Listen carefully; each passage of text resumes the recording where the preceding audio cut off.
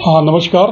आज पूरी कन्फेडरेशन की पहले जो मीटिंग हुई, उसमें हमने निर्णय लिया कि हम माननीय मुख्य सचिव को एक ज्ञापन सौंपेंगे। उसमें हमने अपने ज्ञापन में कहा है कि जो प्रदेश के कर्मचारियों पेंशनर का जो डीए एरियर रहता है 42 महीने का, जैसे 1/7/2022 से 21 महीने का है और 1/1/2023 से वो भी 21 महीने का एरियर है, यानी कि 42 महीने का जो एरियर रहता है डीए एरियर, उसको जल्द से जल्द जो है ना प्रदेश के कर्मचारी और पेंशनर को दे दिया जाए।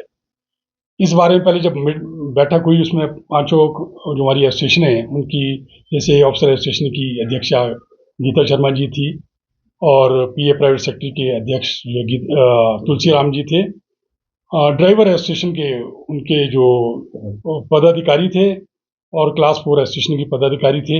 हमारी एसोसिएशन में शामिल जनरल सेक्रेटरी कमल कृष्ण शर्मा जी थे, सीनियर वाइस प्रेसिडेंट अपने रमन जी तथा और पदाधिकारी थे। तो उसके बाद हम माननीय मुख्य सचिव महोदय से मिले और ज्ञापन सौंपा।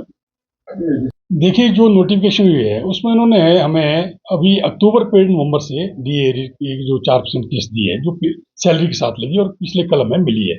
उसके लिए हमने आभार व्यक्त भी किया था, रैली भी हमने बल्कि ऑर्गेनाइज की थी। लेकिन जैसा कि माननीय मुख्यमंत्री ने अपनी घोषणा में कहा था कि 1/1/2023 से डीए की 4% के हिसाब से डीए दिया जाएगा और डीए की किस्त दी जाएगी, यानी कि जो एरियर है वो अभी तक हमें नहीं मिला है। उसमें एरिया उस पर नोटिफिकेशन में कहा गया था कि इसकी अलग से जो है ना नोटिफिकेशन की जाएगी, लेकिन अभी तक जो है ना कोई नोटिफिकेशन नहीं हुई है। इसीलिए हमने मांग की है कि 1/7/2022 से जो हमारा पेंडिंग एरियर है वो भी दिया जाए तथा 1/1/2023 से जो पेंडिंग एरियर है वो भी दिया जाए। उन्होंने कहा है कि ठीक है, हम इसको देखते हैं और माननीय मुख्यमंत्री शायद वो बात करेंगे, जो भी होगा। इस बार जो है दिवाली नहीं, देखिए, जैसे कि दीपावली जो है 31 की है, तो उसको मद्देनजर रखते हुए प्रदेश सरकार ने निर्णय लिया कि क्यों न इस बार 28 को जो है सैलरी और पेंशन दे दी जाए।